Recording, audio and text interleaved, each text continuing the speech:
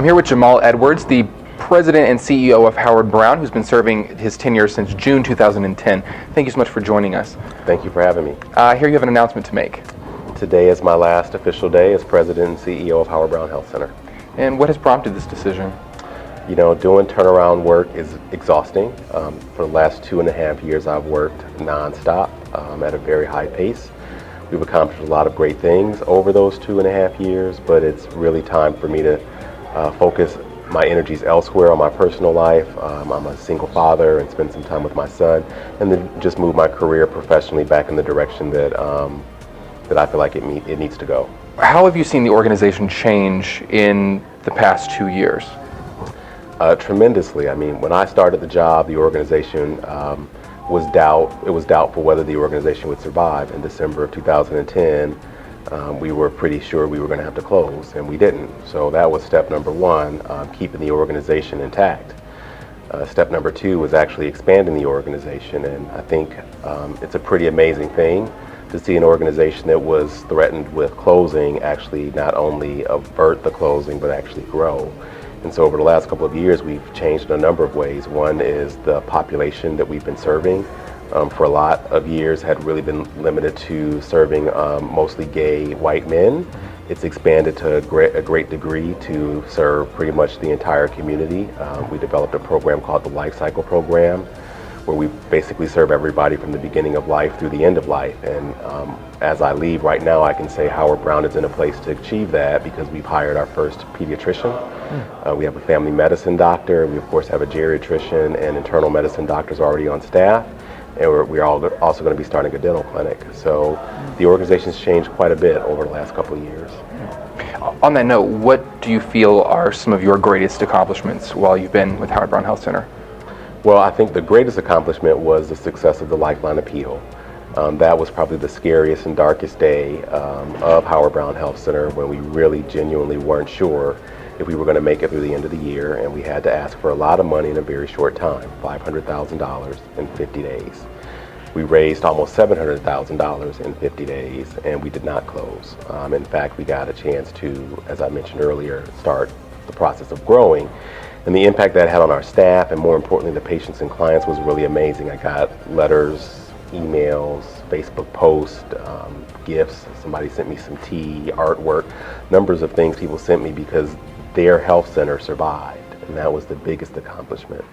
I think the second one probably would be the actual expansion and getting both the grant we got from GE, which was about $250,000, and then most recently the grant we got from HRSA to expand our Ryan White program. We got $1.5 million to expand it over the next 3 years. Those were pretty big accomplishments for me. And have you named your successor yet? The board has selected our former board chair, Israelsen, to step in as the interim CEO. What is next for you? You know, step number one for me is actually regaining some of my life. I'm proud of the work I've done, and I stand by it every step of the way, but the last 2.5 years have not always been the best for me personally.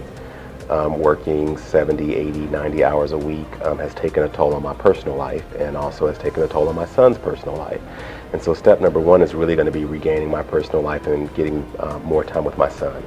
He starts preschool in about a week, and so I'm really excited about being an engaged parent and participating in his life in the way that I wanted to participate when I decided to adopt him and have a child.